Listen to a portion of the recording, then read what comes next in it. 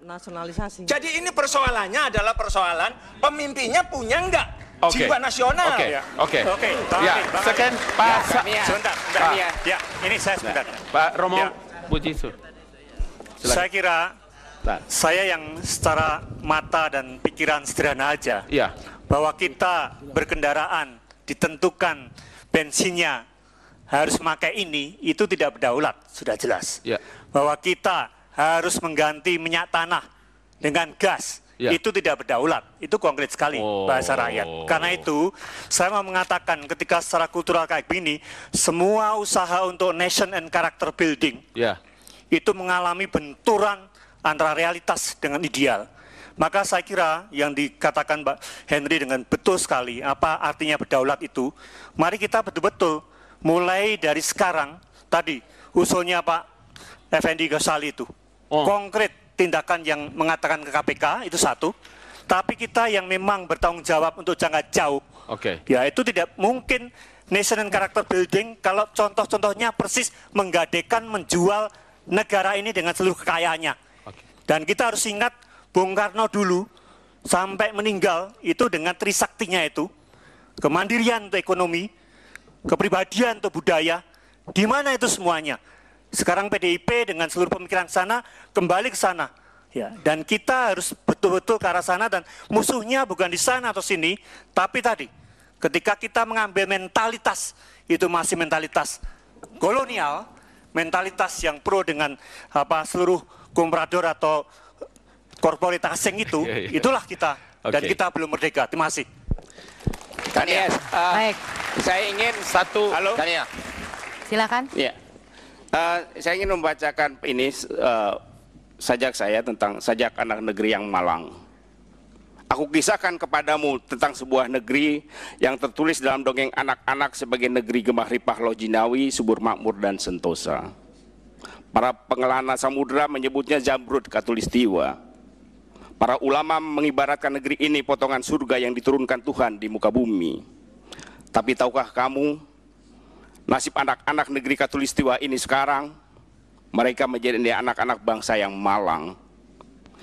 Negeri yang Tuhan anugerahkan pada mereka dengan kekayaan alamnya yang melimpah, malah membuat mayoritas rakyatnya resah. Bukan karena mereka tak pandai mensyukuri berkah, tapi Yudhoyono dan kawan-kawan yang diberi amanat mengelola anugerah Allah ini telah mengubahnya menjadi surga hanya bagi mereka sendiri, orang-orang negeri seberang dan para koruptor.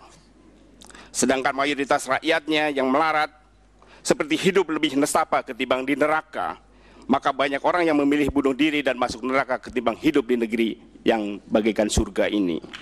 Oh anak-anak negeri yang malang, bangunlah dan lawanlah rezim tiran ini. Terima kasih. Baik, terima kasih. Langsung kita ke kesimpulan Pak Dedi. Jadi pesannya Al Mukarram, satu kalimat aja.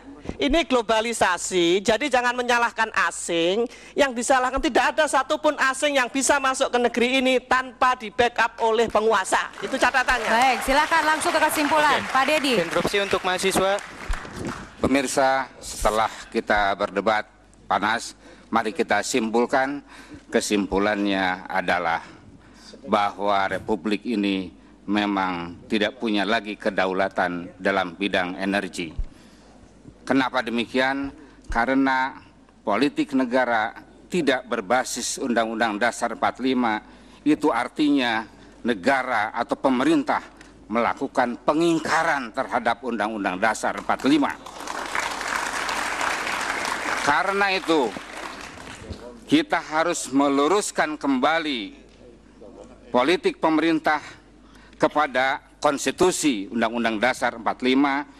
Kita harus menyeret para komprador untuk diseret ke KPK, dan kita harus melakukan langkah-langkah perubahan Undang-Undang Migas dan perubahan mentalitas kita untuk siap berhadapan dengan siapapun, dengan keterampilan apapun, dengan idealisme apapun untuk menghadapi asing dan menghadapi hal-hal yang menindas rakyat dan tidak menguntungkan rakyat. Sekian, salam anak negeri. Baik, terima kasih Pak Dedi.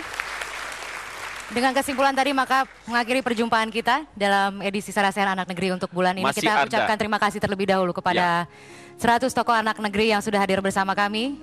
Dari berbagai perwakilan, dari perwakilan di sini juga hadir. Alhamdulillah, kita masih punya harapan untuk Indonesia ke depan. Biar rakyat yang menilai dan anak negeri di mana posisi kita hari ini. Yang pasti diskusi dan Sarasehan malam ini adalah bagian daripada representasi rakyat dan anak negeri Indonesia. Iya, baiklah. Baiklah, pemirsa terima kasih sekali lagi telah bergabung bersama kami di Forum Sarasehan Anak Negeri. Saya Kania Sutisnawinata dan saya Ali Mukhtar Ngabalin. terima kasih atas perhatian Anda. Sampai jumpa.